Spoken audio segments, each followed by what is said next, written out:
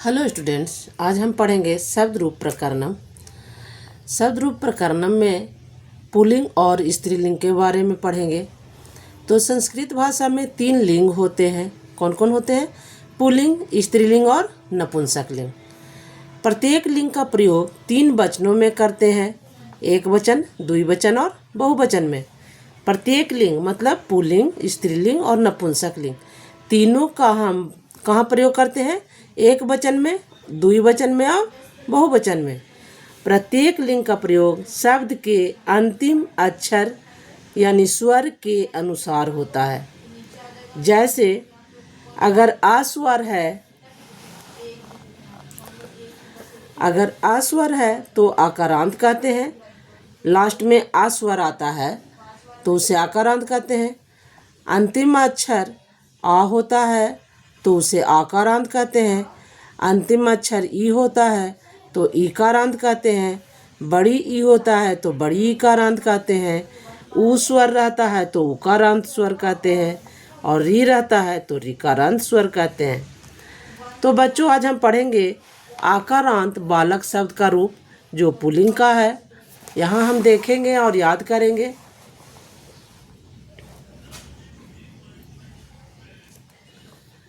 तो यहाँ है बालक शब्द रूप। विभक्ति इधर दिया हुआ है। विभक्ति कितने होते हैं? 8 होते हैं।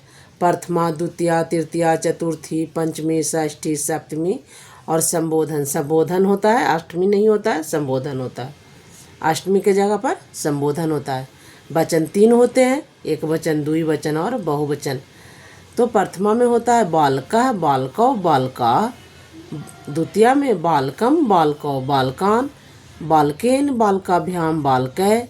बालकाय, बालकाभ्याम, बालकेभ्यः। बालकात्, बालकाभ्याम, बालकेभ्यः। बालकस्य, बालकयोः, बालकानां। बालके, बालकयोः, बालकेषु। हे बालक, हे बालकौ, हे बालका।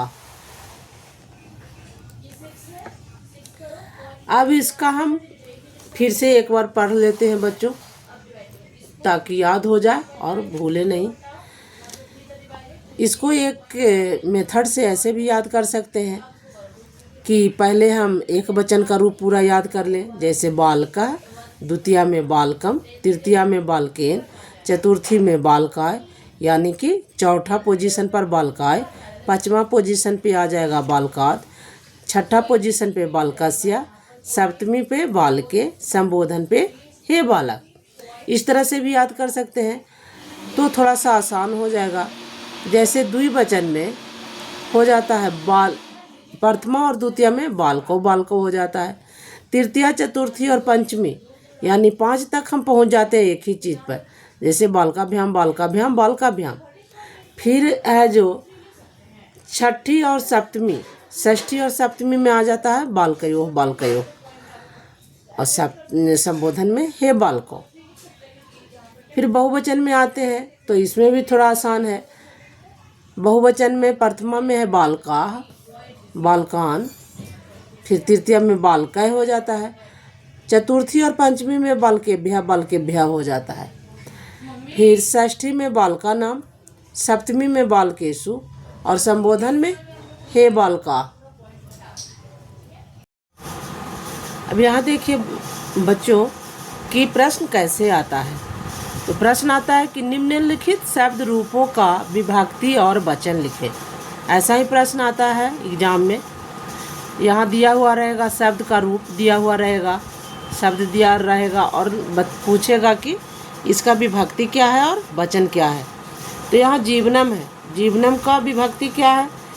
तो जीवनम का विभक्ति है द्वितीया। द्वितीया में आता है जीवनम एक वचन में। दूसरा है असवान।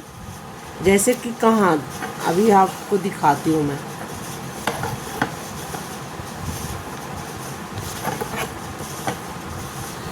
यहाँ है देखिए, द्वितीया में बालकम है तो वैसे ही यहाँ जीवनम है। वहाँ बालकम है तो यहाँ जीवनम है, यानी द्वितीया विभक्ति और एक वचन है ना। फिर है असवान। क्या है? असवान है। तो असवान कहाँ आता है? तो जहाँ बालकान है, देखिए यहाँ बालकान है। बालकान कहाँ है? द्वितीया का बहुवचन में बालकान है। द्वितीया का बहुवचन में बालकान है। यहाँ हो जाएगा द्वितीया बहुवचन, है ना। फिर है गजेसु। गजेसु कहाँ है बच्चों? यहाँ तीसरा क्वेश्चन में क्या है? गजेसु। तो गजेसु कहाँ है? गजेसु देखिए यहाँ है बालकेसु। बालकेसु है कहाँ? सप्तमी बहुवचन में। तो यहाँ हो जाएगा सप्तमी बहुवचन। अब है देखिए यहाँ अजय है। अजय, तो अजय कहाँ है इसमें? देखिए सप्तमी में है बालके, तब बालके के जगह पर अजय हो जाएगा, यानी सप्तमी एक वचन। सप्तमी एक वचन। फिर पांचवा में है रामयोः। रामयोः कहाँ होगा? बालकयोः। बालकयोः। बालकयोः बालकयोः किस में है? द्विवचन में है। यहाँ द्विवचन है ना, द्विवचन के सामने देखिए है, यहाँ द्विवचन है, द्विवचन के सामने बालकयोः। बालकयोः है, तो इसमें भी हो जाएगा षष्ठी और सप्तमी। षष्ठी में भी है और सप्तमी में भी है, और वचन है द्विवचन। तो इसी तरह से बच्चों आपका चलेगा ये राम का रूप चलेगा, गज का रूप चलेगा, देव का रूप चलेगा, नर का रूप चलेगा, छात्र का चलेगा। जितने भी आकारांत शब्द हैं, आकारांत पुल्लिंग शब्द, इसी तरह से बालक के जैसे ही शब्द रूप चलेंगे। यहाँ देखिए मैंने बताया हुआ है कि जा को अगर हम तोड़ते हैं तो जा आधा जा प्लस आ हो जाता है, तो यही आकारांत हुआ। देव को जब तोड़ते हैं लास्ट वाले वर्ण को, तो वह प्लस आ हो जाता है, यानी कि आकारांत है। यहाँ है जो त्रा को तोड़ा हुआ है, वर्ण विच्छेद किया हुआ है, ता प्लस रा प्लस आ, तो यहाँ भी आकारांत है। तो इस चैप्टर में बच्चों इतना ही है। शब्द बालक शब्द का रूप में इतना ही है।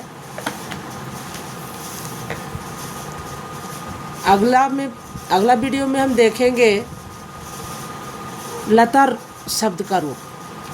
तब तक के लिए बच्चों थैंक यू। देखिए और याद कीजिए। थैंक यू बच्चों।